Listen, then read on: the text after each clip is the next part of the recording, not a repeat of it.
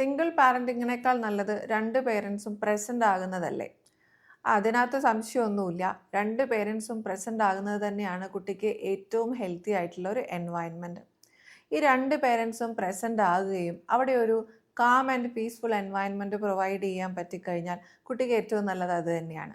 പക്ഷേ ഈ രണ്ട് പേരൻസും പ്രസന്റ് ആകുന്ന സമയത്ത് അവിടെ ഒരു കാം എൻവയൺമെൻറ്റിന് പകരം ഒരു ടോക്സിക്കും വളരെ അൺഹെൽത്തിയുമായിട്ടുള്ളൊരു എൻവയൺമെൻ്റ് ആണ് നിങ്ങൾ പ്രൊവൈഡ് ചെയ്യുന്നതെങ്കിൽ പിന്നെ കമ്പാരിറ്റീവ്ലി നല്ലത് ഒരു സിംഗിൾ പാരന്റിങ് തന്നെയാണ്. അങ്ങനെയുള്ള സമയത്താണ് സെപ്പറേഷൻ അല്ലെങ്കിൽ ഡിവോഴ്സ് ഒരു ഓപ്ഷനായിട്ട് തന്നെ വരുന്നത്. ഈ ഡിവോഴ്സിന്റെ പ്രോസസ്സിലൂടെ കടന്നു പോകുന്ന സമയത്ത് ഈ രണ്ട് പാർട്ട്നേഴ്സും അത്യാവശ്യം നല്ല സ്ട്രെസ്സിലൂടെയാണ് കടന്നു പോകുന്നത്.